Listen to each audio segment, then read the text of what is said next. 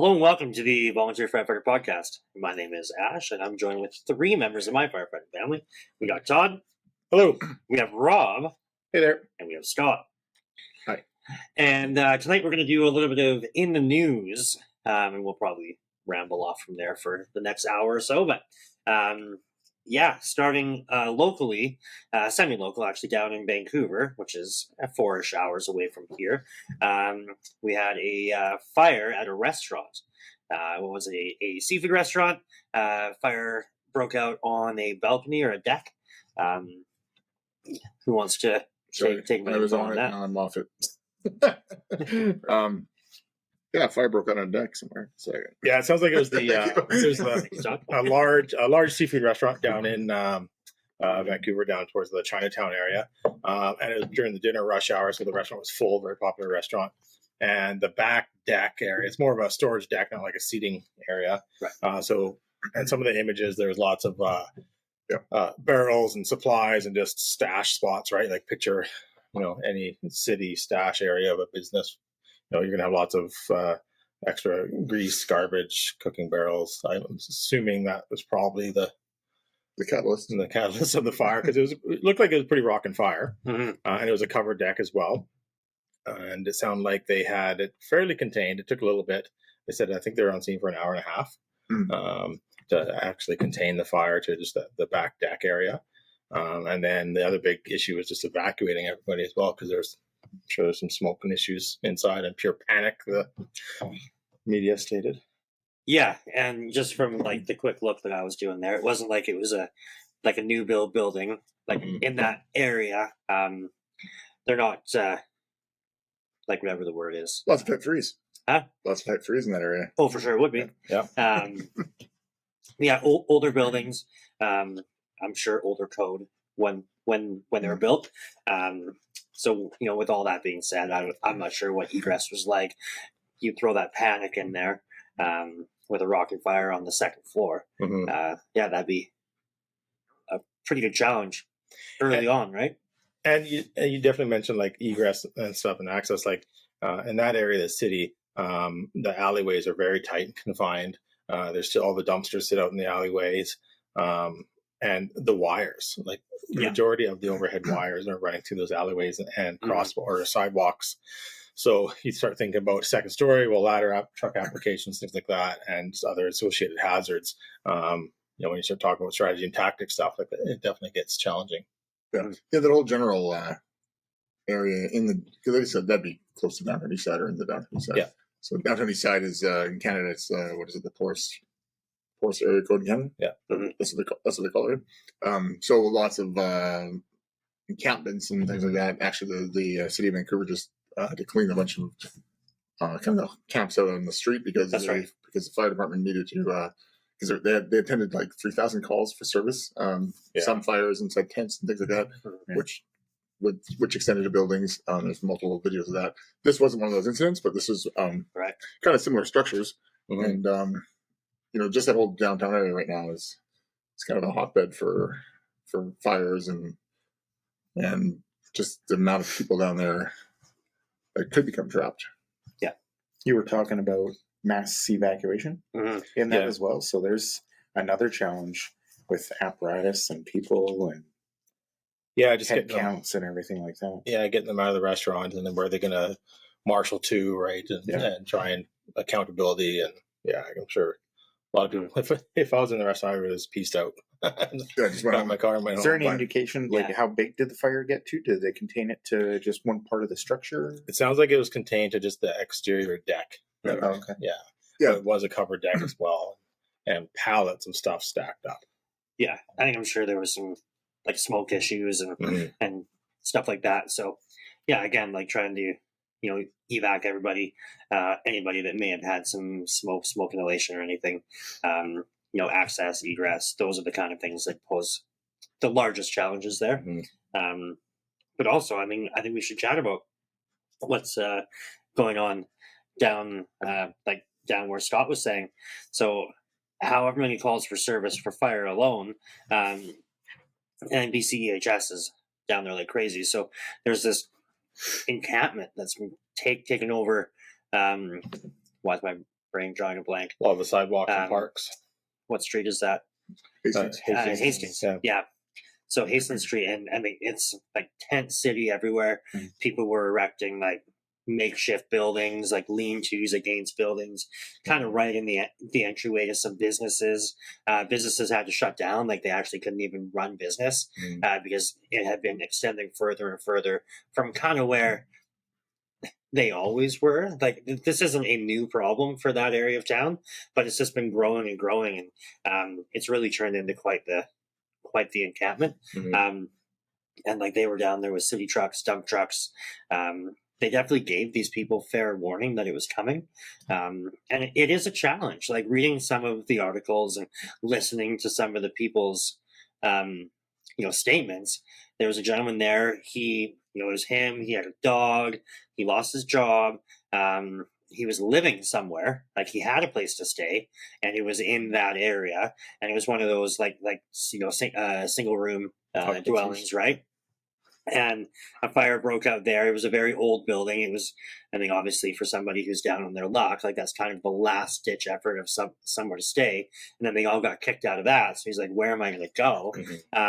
So he was forced to the streets. Like you definitely, your heart goes out to these guys. But I mean, sadly, at that point, now they're camped out in front of other people that are trying to do business. And I mean, they've been there for, generations, basically, because this is a very old part of town again. I mean, what do you do though? Like, so you boot them out of there, they're just going to disperse elsewhere. And it's challenging too. Like just the life safety aspect that the fire service and the city is trying to approach certain things. Like a lot of the deaths in the colder season, the rainy season, are in the encampments as well. Sure, yeah. There'll be fires because it's cold, so they have multiple propane tanks and other heating sources.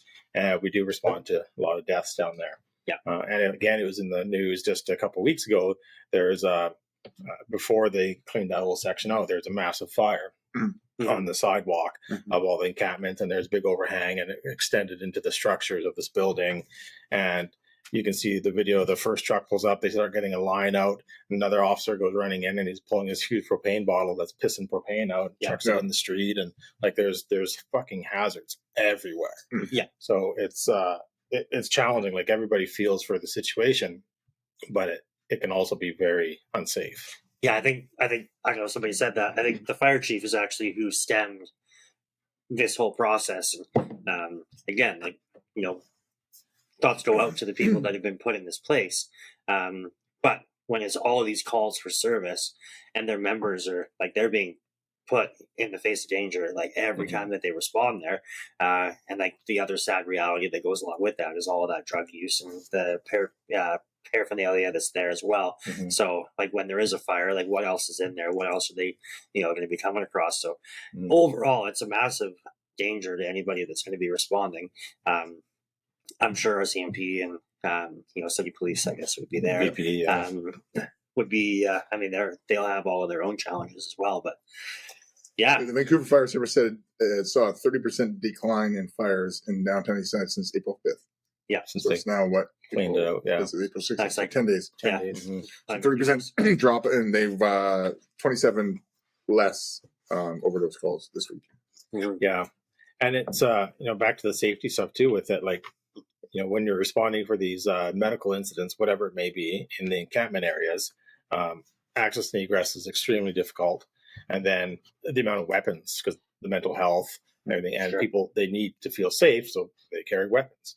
And we're finding all sorts of things down there. Our crews are coming across stuff. We're pulling weapons off of patients. So it's very challenging. Yeah. So I was going to say, like you kind of hit on it there with the fire safety there. Having seen that one video of the tent going up with the overhang, it's surprising, especially with our cold winter that we've had this past year, that there haven't been more fires, deaths because of that. Because obviously people are using propane heating sources of whatever inside these tents that become flammable because they don't have proper ventilation, and the materials are flammable. It's just surprising there hasn't been more structure fires and personal death, loss of life because of those fires. Yeah, I'm not sure what they have down there for, to quote warming centers. Like we have those here. But when you're looking at the sheer number, I mean, we open up. There's a couple of churches here that actually do it. They'll open up and they can, they have small meals and just somewhere to go when it's like very, very cold. And like we get those couple weeks, and this year we actually had a pretty long snap of pretty chilly winter. So there was a couple locations that opened their doors here locally in Oliver. I know in Penticton there was even like a bus that was driving around that you could get in there and just get warm to try to minimize that kind of a deal, Rob, where just from the sheer cold, where they're doing these makeshift fires and warming by, if it's fuel or if it's whatever. I mean, they might actually start burning garbage. Like, sadly, we had a young man that was in a bit of a way. There was some mental health going on there as well, and he was wet and cold and went inside of the vestibule at the bank and started to light shit on fire just to dry himself off. Like, he's hanging his drenched clothes and he's lighting hand sanitizer and the carpet on fire just to try to warm up. And I mean, pure survival mode. Yeah, yes, exactly. Like, health is way down the line when it comes to something like that. Like, he wasn't thinking clearly, period. But I mean, this is what's happening. So that could have been a massive problem. Yep. And now he's stuck inside of this bank that could be on fire, and now we have to go and respond to that. And, I mean, we are sheltered. I think in smaller communities we don't see stuff like that, like the mass camps. Once you start going north, like I traveled to Kelowna a couple of times over the course of the winter. You're seeing tent city everywhere there. Like, it's getting bigger and bigger. It's definitely a problem.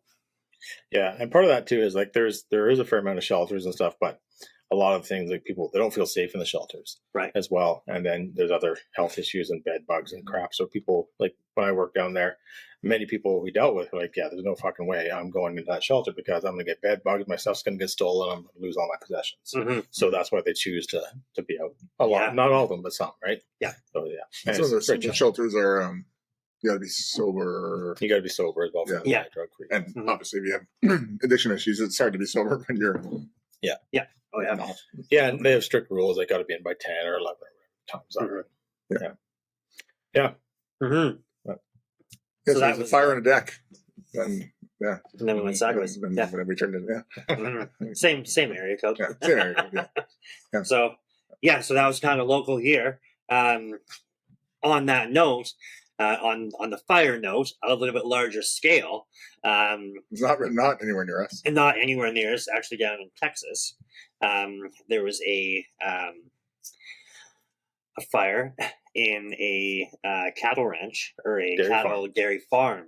Yeah, so I know you have some info jotted down about that one. Yeah, so down in South Fork, there's a dairy farm in Texas, West Texas. So 18,000 dairy cattle lost their lives in an explosion. They do big in Texas. Very big. So we were talking, prior to recording about, the size of this structure that exploded. So they figured it was an overheated piece of farm equipment with a combination of the methane fuel buildup, and that what ignited the whole thing. And when you think of a large complex of a fire, you don't picture the entire thing blowing up at once. You think of one area and the fire spreading. Yeah. But this one sounded like the whole goddamn thing went up. Yeah. So 18,000 cows, they said basically the footprint of 26 football fields. So that was inside the barn? The barn is 26 football fields. That's huge. Yeah. Massive. So a lot of the video and the photos coming out of it was just like they're driving down the access road and just billowing gray smoke coming out of everything. Right. It was massive. It's hard to see those videos and put that size of a facility into scale for my brain. Like, that'd be like driving from like here to you. I know. And like it's just still blowing up as you're driving past it. Like, it's huge, right? And luckily there was only one worker, it sounds like, that was on scene and in the building at the time. Which doesn't make any sense. What is 26? Well, they said they successfully evacuated uninjured, like, so 40 to 50 people. Okay, yeah. And only one was on scene that was trapped and injured. Yeah, so there's other workers. There's- Unfortunately, only There's one person was worker on scene. for a 26 football field. Was in like the initial blast area Right. that was unable to self rescue. At the time when we were just reading, it sounds like they're still, or they at the time of the news article, they were still in critical. Yeah.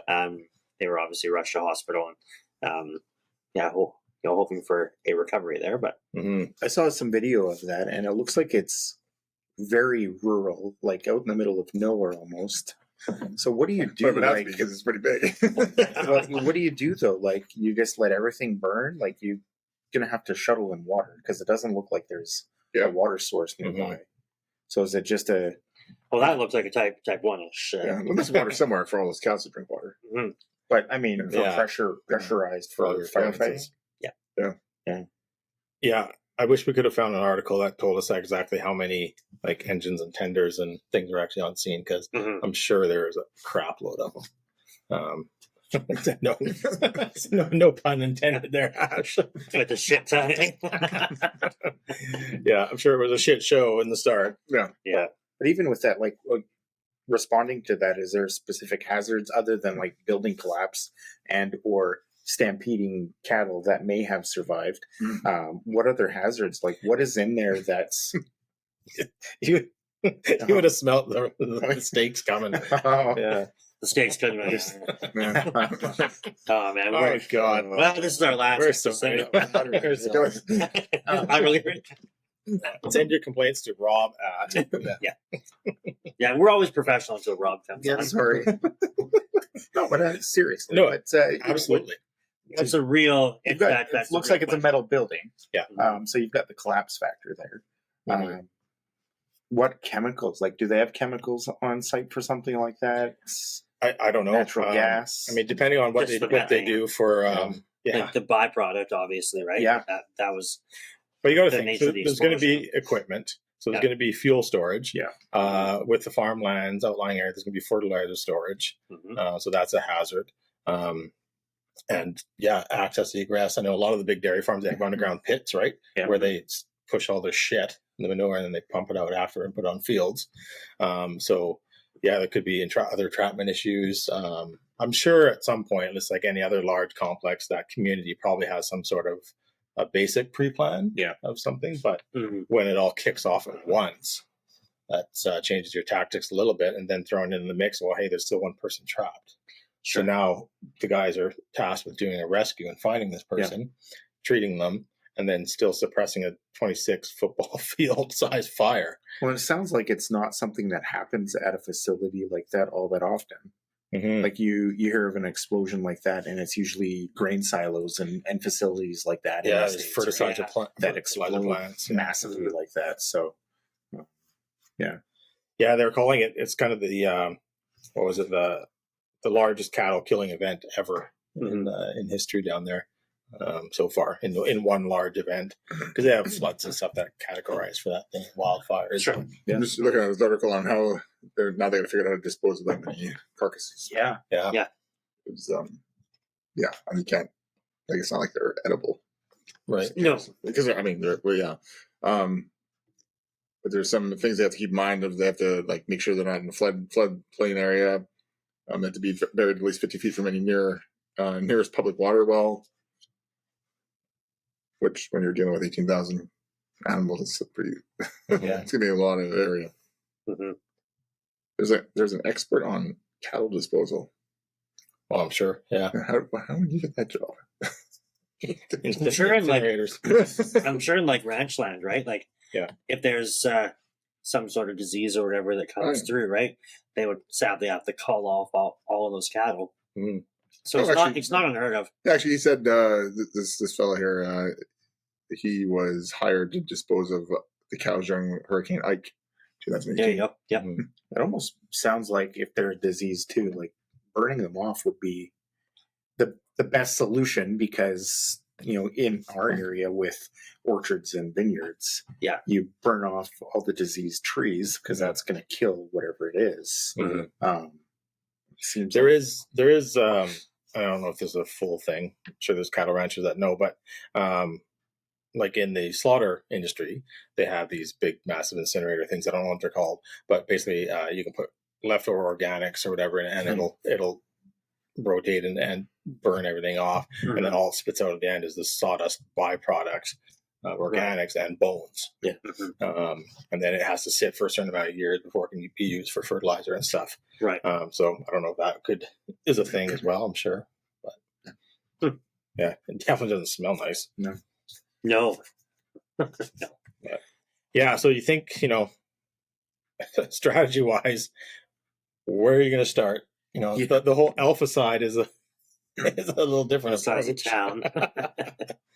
Yeah, I don't know. It's hats off to all the departments that were involved for that, because that would have been very challenging, I'm sure. And then, like you said, Rob, just the water supply aspect of it as well. It was a volunteer fire department.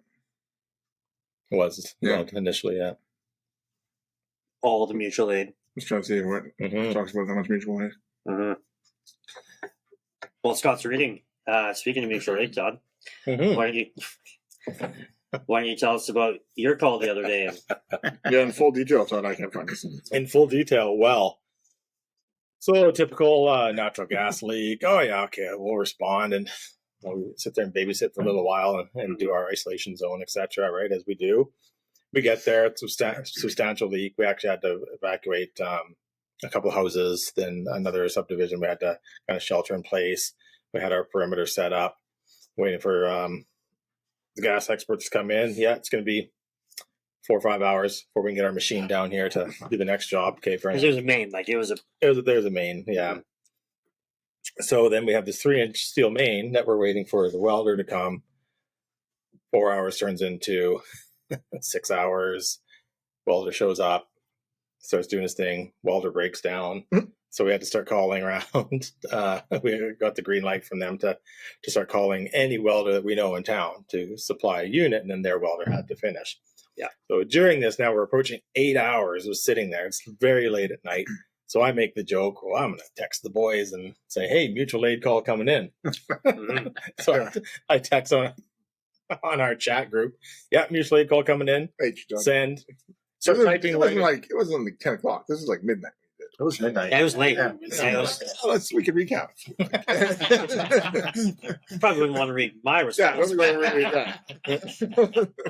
So then in fairness, I did start typing immediately afterwards, with the kind of the punchline of it, like, nope, Fortis gas on scene.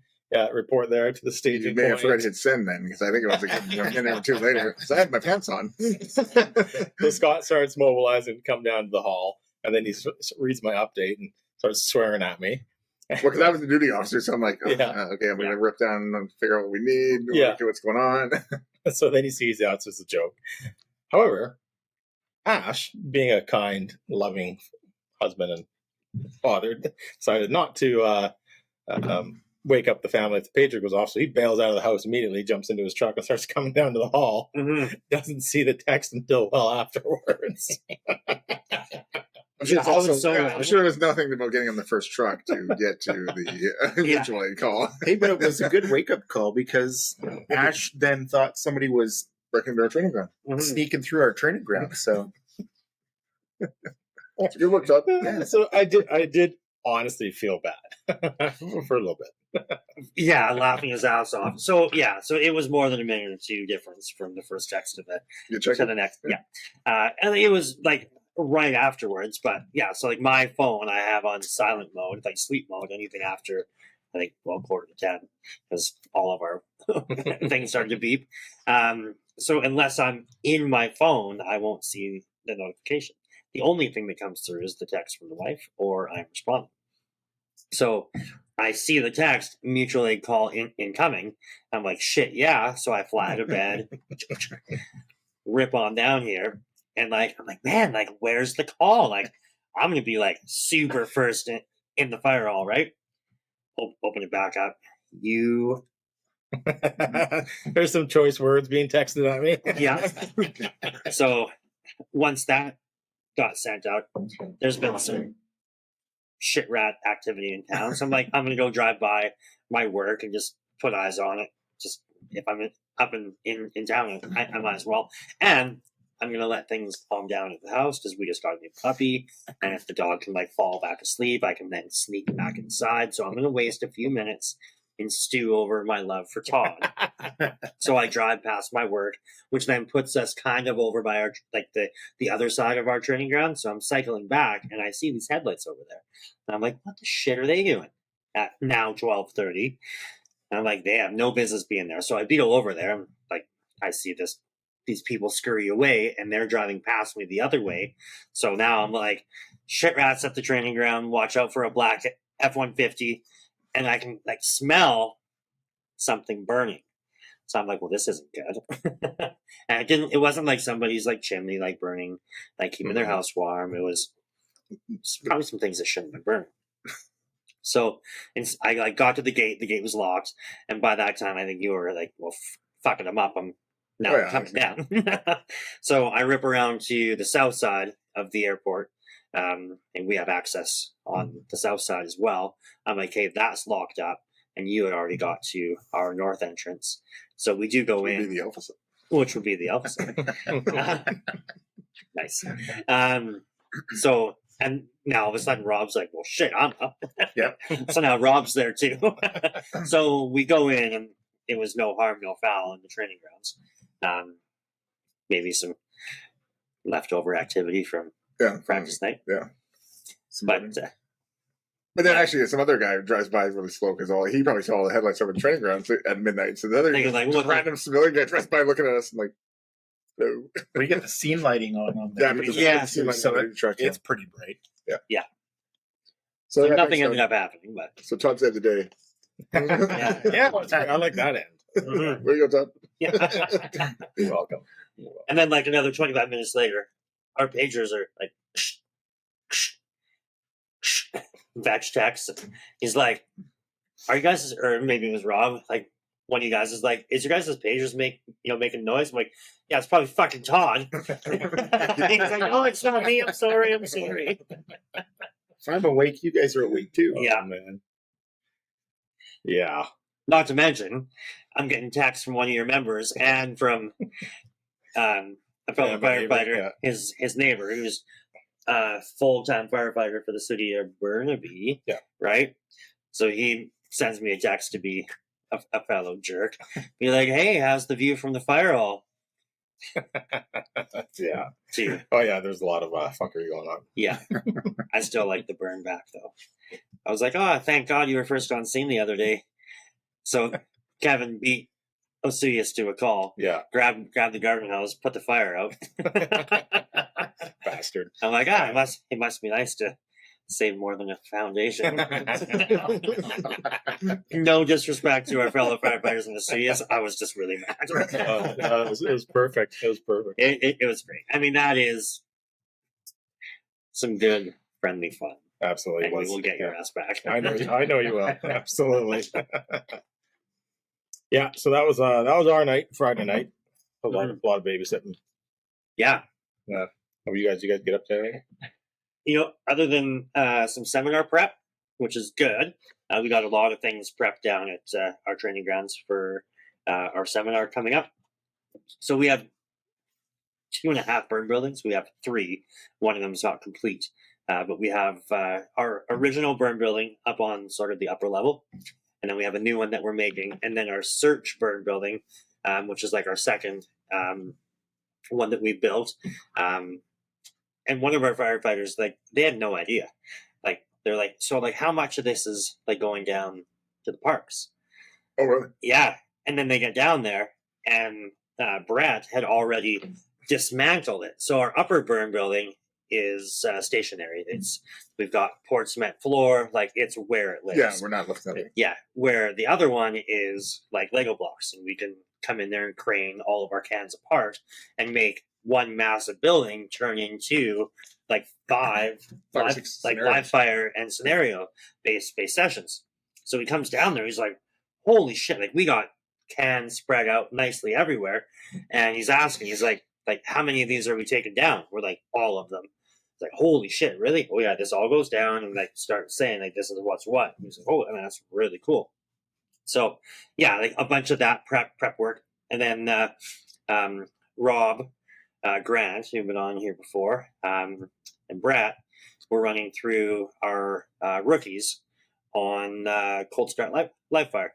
So I kind of tagged in and out of that and helped get some things organized or whatever. And I think the main takeaway from that session is make sure your tiger torch works, because the guys were in there messing around with the tiger torch, blew all the propane before we wanted them to light up the fire, and then we had to like send the chief back to get another bottle. And we're like, sorry guys, like we're really good at putting fire out, maybe not so good at starting it. but that went really well. I was chatting with the crew afterwards, and just getting them inside the building, doing that cold start, watching the smoke layer, feeling that thermal layer, really getting that first hands-on experience of how well our gear actually protects us, getting that stress inoculation down. It's really, really good. And they were jacked. Like, they were super, super happy with it. Yeah. You guys did a really awesome job of teaching them. It's one of my favorite sessions, and I was happy to be able to bounce back and forth and still be able to be a bit of a part of it, because watching how these rookies react to that, I think, is really telling of like how their progression will be, moving forward. You can do SCBA training in the bays or out in the truck outside of a live fire environment, but getting them in there on air in SCBA, it's really telling, and everybody was thriving to the moment. So they're really excited for the next live burn. Likely be this. I haven't been in that burn building for a while, so it was good to get back in there with the heat and everything. But I'm always amazed too with the temperatures we can get in there. But the fact that we had a pretty good smoke layer, and just taking that glove off and still feeling that cool air down low, versus what's up here was still really cool. And then standing up in it and it really going pretty dark. And I think the four of our new recruits were impressed by everything that they saw, they did. And just like you said, getting comfortable to your gear, what it can actually take. I'm not sure what we got up to. I think about 900. It was just over 1,000. The hottest was just over 1,000 degrees. Like in the obviously not in the not where they were. No. Yeah, like if you we were down low. The hottest portion burning up in the fire room was about 1,000 degrees. But that's why it's really impactful for the new recruits to learn that see that cold start and see the progression, watch the tick, and see this is how safe it is down here. This is how safe it is at this mid level. This is it's hotter, but and then seeing how it rolls and how the heat builds and with your thermal layers, and just like you said, having that mindset and learning how comfortable you can be. And did you guys do hose applications and vent as well during that one? Yeah, probably not much vent. So not a ton of venting. A little bit of knockback and I think Grant was on the nozzle. It was really cool for them to see as well how little water application can change the dynamic of a fire that is rocking directly in front of you. And then just a little bit of water app changes everything. We do have our small vent over top to kind of help with that rollover there. And we did get a small one. Grant wasn't very impressed with it, I guess. But, I mean, it's getting to be a pretty old can. And our seal between the two cans is starting to, it's fucked. So you're not going to get the best simulated rollover there, but it sounds like they were very, very impressed by it. Like seeing any sort of, river fire going over your head is pretty cool to see. And then,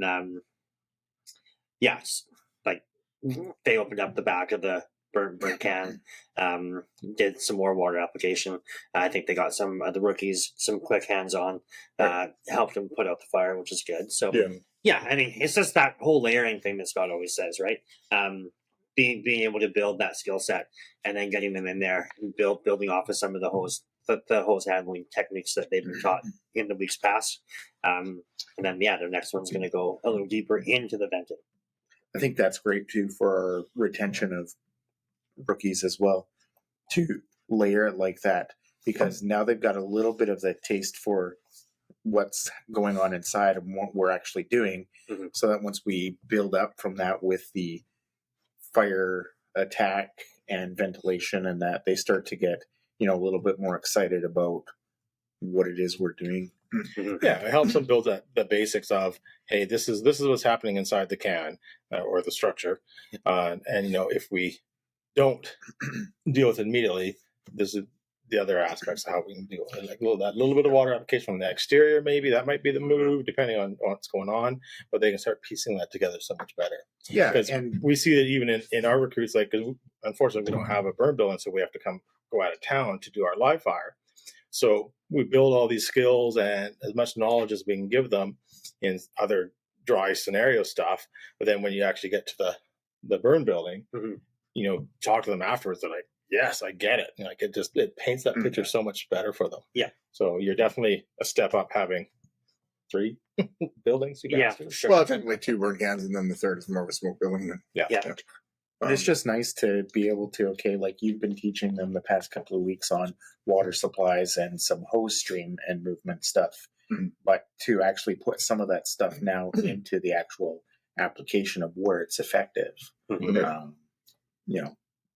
Yeah, and depending on how this week goes, because we're obviously prepping for seminar, but I would still like to get them in on venting practice, because I think once you get to venting, you kind of now you're understanding like kind of a good flow of the fire now. You're understanding kind of you don't know everything obviously, and you're not going to go first truck to the structure fire now. Yeah, the awesome one. You're getting more understanding of how venting works and how fire dynamics are and putting them in again into the live fire, into the burn building, and running some venting, like whether it's positive pressure attack, probably combined with some hydraulic ventilation, that's usually what we do. So just so they understand that, understand the importance of venting. Yeah. Because that's a tricky thing because when you first hear about it, you're like, it's just an error.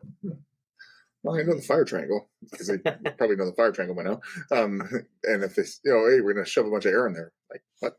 Well, this is why. Yeah. So I think that'll be important to show them. For our new recruits too, it'll be, if we can get one more live fire in for them, it'll be unfortunate because they probably won't see live fire for a while after that, because actually they will, because most of them are going to be helping doing temp work for the center. But after that, we won't be able to do any actual recruit training. Yeah. Because summertime gets closer, and then we have to go through our wildland stuff. Yeah. So I think we might do one more on this Thursday. Yeah. We have enough time. So. And realistically, the rest of the crew, like now that we've got those cans separated, and we basically put the lead instructors in charge of making sure that their session is ready to rock. So everybody's armed with everything that they need, and the rest of the crew. I think we're going to do some hall cleanup here, and mine needs very little. Like so, I could teach. Yeah. Mine. I'm basically prepped for it. So active shooter thing. So. Get some fake blood and some people. Yeah, some tourniquets, which I have. Some people. Yeah. So I think that's what we'll do for next week. Yeah. Just more layering. Just some more layering for those guys and some more prep for the rest of us. Right. No, it'll be good. Well, we did get, for our fire training now too, we did get ourselves a new training tool, which is our battle fogger. Yes. Is it? Battle Frogger, whatever we called it. It's not a frogger. It's a battle frogger. What did that? I was curious. I saw it sitting over there. How did that thing run? It runs like a hot damn. Oh yeah. So Grant's like, let's go test this. And did you do it upstairs? Yes. So in our fire station, which we're in now, there's a interior stairwell, which is right actually behind the camera. And then there's an exterior that you can get to from the outside. And it goes straight to the upstairs. So they thought, hey, let's see if we can smoke out the stairwell. Okay. Wait, the stairwell. Like the one this side. Yeah. So they went outside, opened up the outside door, and they aimed the fogger, if you will, into the stairwell. So I think a couple of moments passed. You guys were walking up the stairs, and it was like super smoky almost immediately, and then it filled the upstairs compartment and then started to come down this side. Oh, really? And then the smoke alarm went off, and then we opened up the outside door, like the little hatch, as one of our members is driving by. And oh no! Like I'm running out the front door just to have a look, but like he sees me bail out the front door, he slams on his brakes. He's like, what the shit? I'm like, let's go. He's like, I'm like, no. I'm just fucking with you. That's why. But yeah, it was like billowing out the upstairs. That's why the upstairs door was left. Yeah, open. I heard. Yeah. So okay, Yeah. so the old battle fogger is a good thing. The old fogger works It's a good like all purchase. All right, It worked well. it's good. All right. So yeah, that's what we're gonna use for some of our CCAN work. It's just less carcinogens, and you don't always need to be in high heat, high smoke, like real smoke. No, but it gives you that good simulation, though, right? Ash is doing something. Is it working for us? Mm-hmm. Okay, so we're back. Just had a little drop in internet activity here, which is how we are recording ours. Probably all that battle fog smoke you got up in here. I think so. Yeah. So anyway, it definitely works out really well to be able to fill up that kind of space and quickly. Like it was rapid succession as well. Oh yeah. It's not like it was like over like 20 minutes. It was 5 minutes. Because it doesn't shut. Grant was saying it doesn't shut off like it'll keep going for like an hour. Yeah. Straight, Yes. straight Yeah. fog. Continuous. Yeah, like some of the small ones will like go for like a couple Yeah. minutes and then shut off and go. Yeah.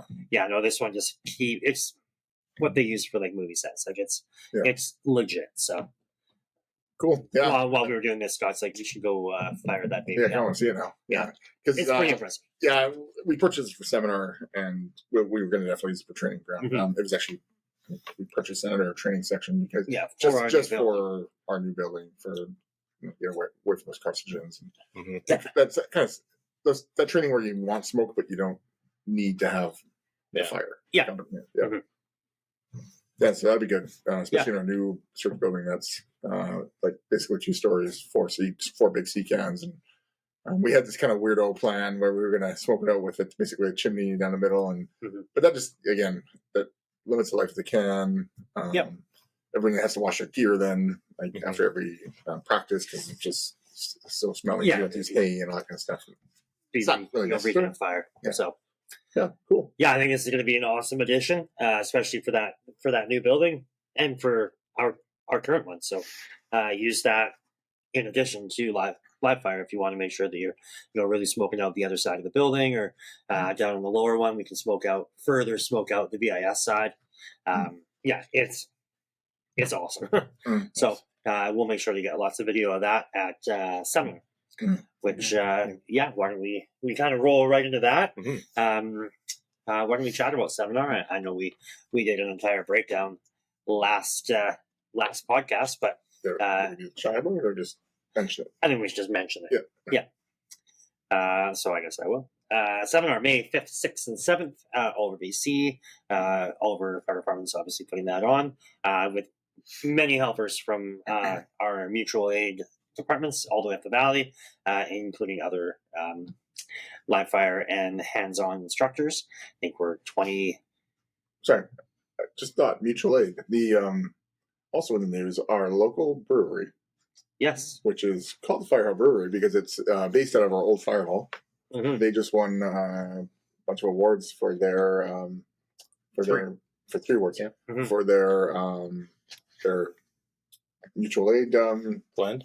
Blend So lager. it's like it's a beer that was placed inside of a cask, Whiskey cask. a whiskey cask, which is run by our friend Grant, who was the Battle Fog purchaser. So he runs a distillery. Mhm. So they combine these two, like the beer and the whiskey cask, and I guess it was pretty good. I didn't have any. They sold out Look at of the bottle sitting at home. It's actually pretty good. Yeah. It's based off their Holy Smoke Stout. Right. So it's a decent stout. And then I can't remember how many months it was in the cask, but picked up that flavor. And it's decent. The reason why I bring it up is not because you're going to be able to drink that particular item, but they are actually going to have the night of our after party. They're going to have they're going to be at our after party. Yeah, and they're also going to have the after party at their brewery for anyone at the seminar to attend. That's right. So if you want the party to keep going after 11:30, good luck in the morning. Fire Hall Bistro, and make sure you report to Rob doing. What are you doing there, Rob? Not Me? Yeah. Report to me after you've been drinking hard. You can see me at Firefighter Challenge. Yeah. Yes. Puking. Oh, you should have a separate. Award for running the thing hungover. You know what we should get? The hungover. Those portable breathalyzers that you can hook up to your phone. And if you are still blowing over in the next morning and you complete the challenge, That sounds like a bad idea. Get in the morning. you can get a high five and maybe some handshakes. I don't know. Anyway, Yeah. so the entire idea, the entire event, just to kind of wrap that up, is Friday night check-in. We do a bit of a welcome party here. All day Saturday is all hands-on training. Many live fire events, AutoX, active shooter, stop the bleed. We've really expanded. I think we have like half a dozen new sessions this year, which is really, really cool. So we're really excited about that. And then we do have the party in the park after 10 roasted bands coming to play. That is going to be opened up to everybody, all firefighters, all vendors, as well as the townsfolk. So we're hoping to have a pretty good show. Say, I saw your poster today in the grocery store. Oh, nice. It's really nice. It is. Yeah, it's cool, eh? It's kind Yeah. of funky. Yeah, it's got this big mushroom cloud, and it's very It's based like on, Green Day. yeah, And, based on the Green Day. yeah, Dookie. Well, I knew you wanted to have that as our Yeah. shirt, but yeah, Yeah. I was like, yeah, let's get that Yeah. in there somehow. Yeah, so really, really cool. And then obviously Sunday for half a day, we're going to be doing the same thing. Maybe a little slower times on the Firefighter Challenge. Yeah. But we're really excited about that. Registration has closed. So as of I don't think we can actually put many more people in. I don't think I think were we're capacity. over capacity. We definitely made it We're work. quite over. We're there. Yeah, Right. like we are at. I mean, if one or two were to trickle in, by all means, we wouldn't say no. But the only saving grace is we did add a couple extra sessions, so we were able to keep those group sizes a little bit smaller, so you have more time hands on per session. So yeah, that's coming up May 5th, 6th, and 7th. Modus is coming, and why don't we chat about those guys, Todd? Yeah, so Modus, claim to fame is a snagger tool, and they make all sorts of awesome firefighter appliances. So they got wedges, mini spanners, other soft entry kits, bags, mask bags, pocket organizers, you name it. All the little accoutrements for all the little supplies. Ooh, that was a good word. Big word. Nice. Big word for the weekend. Is that Yeah. the right word? It's But big, it's not right. I'm going to say big words too. I don't mean anything. But Modus has been an awesome supporter of us, and we are of them as well. And they're going to be out at a seminar in full force with a whole bunch of stuff. Oh, yeah. So really look forward to having them, and you can check them out online on their website and use DTFF5. We'll get you 5% off your order. Beautiful. Rolling into Manscaped, Scott. Manscaped, your balls will thank you for it. That's actually what their shirt says. Yeah. Yes. You have a shirt? Sometimes I wear that shirt under my uniform. And I take my uniform shirt off, and people are like, "What are you wearing?" Because you don't have to wear a black shirt underneath it. Yeah. So Manscaped, I think already basically said their tagline. Mhm. But yeah, keeping the nether regions clean is important to prevent cancer and just funk. Mhm. Funk. Yeah. Yeah. So they got the lawnmower. What are they at now? Lawnmower 2.0? 4.0. 4.0. Yeah, 4.0. It's a weed whacker 2.0. Yeah. As well as a bunch of lotions and Crop mops. mops, Yeah. which are some wipes. Or the goddamn. Yeah. The beard trimmer now as well. How long is your beard? You started your belly button. Well, I could use for it. So I tagged that. I said that the other day, and someone was saying something when I was training about. And I said, "Oh, Manscaped DTFF 20 gets 20% off," and they're like, "What?" Okay. So yeah, DTFF 20 gets 20% off for all their products and free shipping. That's right. Is it anywhere in the world? There's something behind. They didn't specify, but I assume. Marshall Bass, if you're listening, order something and see if it's free shipping. That's right. If not, I apologize. Nice. Rob, why don't you talk about Stop the Bleed? Well, after you've done your manscaping, you may need to stop the bleed. Like Todd has always said, three methods for Gotcha. stopping the bleed. You've got direct pressure, wound packing, and using a tourniquet. Perfect. So, And as always, you can visit, Stopthebleed.org or .ca. and there are resources, and these guys do some training as well in teaching the courses. And I had a great resource for everybody to know. whether you're in the fire service, the police service, or EMS, or for teachers, or for general, Backcountry for anybody, industry.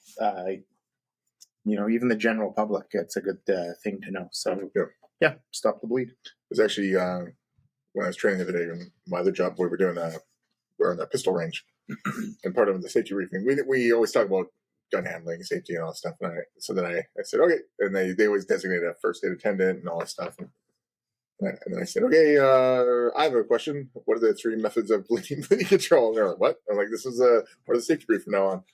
Oh, so everybody got it. Nice. Yeah, they were like, oh, that's actually pretty good. Mm-hmm. Remind them before it could happen. Yeah, Absolutely. beautiful. And then we got, we already talked about it during our seminar spiel there, but Tanner Olsen Band. Like country music out of the west coast of Canada. Yeah. What's that song? That Wheeler Walker song? Billy Walker Jr. Yeah. She's a country music fan. Yeah. Anyways, that's not him. So Tanner Olsen, country music out of the west coast of Canada. They are coming to the seminar, and they're touring around right now. Got some new songs out. Yeah. Yeah. I think that's about it. Mm-hmm. Check them out on Spotify or wherever you listen to your music. Yep. And then we all night we've been drinking Wolf Tree coffee. Coming out with our Wolf Tree DTFF blend. Going to debut that at seminar, and then will be available for sale from that point following. I believe we have launched the name as the Initial Attack. So start your morning with the Initial Attack. And because it's our first one. That's right. One done. Exactly. Yeah. So it's an awesome medium to dark roast blend. Very full flavor. And what we've discussed a little bit on the decaf one. Maybe you stood down. Is that what we're talking about? Yeah. We definitely have some ideas. Yeah. Todd, was that in the gas leak call or just at your general work when you had like 20 different ideas for different names? I was already. Yeah, he was going. Someone was I mean, some of them are not so marketable. Some of them are definitely not marketable. Like Code 4. Yeah. Which, if you're, we won't talk about that. Yeah. Anyway, Wolf Tree. They're out of Oliver, BC here as well. It's awesome Okanagan based coffee company. Really, really happy to partner up with them. Yes. So watch for a little bit more info on that. They are wolftreecoffee.com, and they're on the Facebooks and the Instagram. So check them out there. Give them a like and a follow. They do deliver anywhere in the southern Okanagan. And again, they will be available and on site at the seminar for pickup. So even if you can't attend the seminar, if you're in our area and you want to come check it out, even just as a guest, they will be in the vendor section and you can pick some of their product up in the vendor area as well. That's it. Yeah. And then lastly is us. We're here and we're very, very thankful of everybody's support. You can find us on all of your social media platforms, your Facebook, Instagram, Twitter, TikTok, YouTube. As you're watching this, we are making a conscious effort to get more and more of our videos up onto YouTube. And our Facebook page has changed to Down to Fight Fire. That's right. So if you see us, there's two Facebook pages for a little while. Mm-hmm. The one you want to be on is the Down to Fight Fire one, which currently has our moose logo, I believe. Logo. That's right. Our older oranger logo, that's our podcast page. We're still doing a podcast. We'll continue to do the podcast, but we want to make it more of a DTFF. It's more of a brand than a lifestyle. Yeah. It's a DTFF lifestyle. It is. Yeah. There's plans for the future of more than just a podcast. So just kind of moving away from that. I think was kind of not moving away from podcast, moving away from just that as the only marketable name. I was gonna say we have a new shirt, but none of us are wearing it tonight. That's true. Yeah, Pretty Wicked shirt. You can sell the San Diego shirt there if you want. I could. I believe I also have the San Diego shirt. Oh, yeah. Nice. Yeah, beautiful. So again, give us a like, share, subscribe. Try to get over there and like our new Facebook page. We've been doing our best to try to help move all of our followers over. Give us a rating on your podcast platform. It just helps us get out in front of more and more people, and that's obviously what keeps driving us forward. So back to the Stop the Bleed thing. If you guys go on our YouTube, these two put on an amazing, basically the entire course. They walk you through, talk about those high fidelity sims, making it lifelike, keeping people engaged. So that is on our YouTube as well. So go back and have a look at that, as well as just some older like tips and tricks, some hose handling and things like that. You'll be seeing a ton more video coming out this spring. Big thanks to our social media and our marketing team, which they happen to just be married to us. So there's big plans to get a lot more stuff out there for your viewing pleasure. Yeah. Well, hopefully we'll do some filming at the seminar. Yeah. So Cass is going to spend the non-breaks out there doing some filming, bunch of live fire stuff, bunch of live training stuff. Modus is going to be on site as well, doing a bunch of their filming. So a ton of video and photo stuff is going to be coming out of the seminar. So watch for that. Cool. Yeah. Any more? No, thank you. Have a good night. Rob? Oh, I got nothing else. Beautiful. Scott? Yeah. All right, guys. Thanks for listening. Thanks for watching. As always, stay safe. Stay DTFF.